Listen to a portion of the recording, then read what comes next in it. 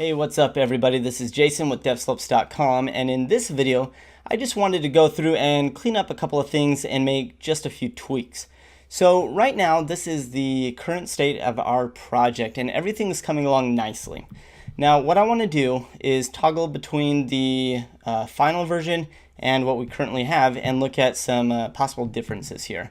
So going over to the landing page, we can see we have a lot more font or margin between the font and this text down here versus what we have here. So that's probably something we can investigate.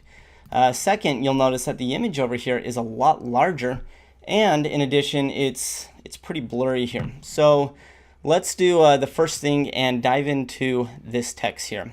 So one thing we can do is actually inspect the element and find out what's going on here. So I'm gonna right click on this so I can specifically grab that. So we've got our home title here. Let me see if I can zoom up on this for you. Alright, so we've got our font size and the font weight. That looks great. Coming through here, let's see. We've got our margin before and after, the banner, the body, and check out the line height here. Now usually when we work with a line height, we work in single numbers like 1.25 or 1 or 2. Rem units is for font sizes. So it looks like that we might have something incorrect here. So if I go ahead and double click this and remove it, you can see that we just added some space to this. So let's think about where this is coming from.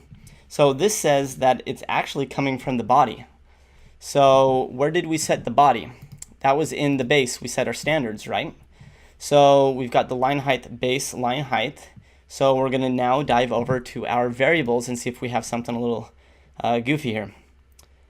All right, and then right here, here it is, the base line height. It's 1.25 rem, which is for text sizes, not line height. So go ahead and remove that. All right, and then we'll come over here and refresh it, and that looks a lot better. So we've got nearly the same margin that we have here.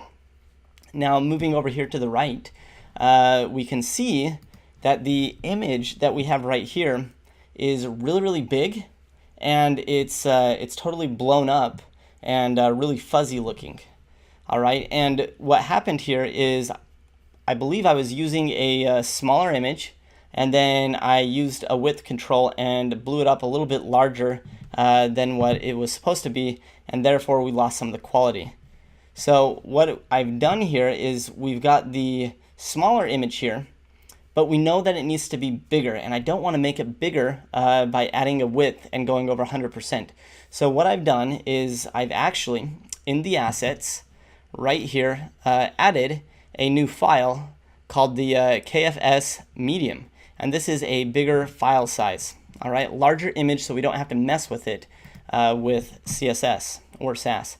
So come down here, we're in our index, we're going to come all the way down here to the banner container, and then right in here we've got this image, and we're just simply going to adjust the end of this, and we're going to put MD so it grabs that new file that's been added, and then let's come over here and give this a refresh.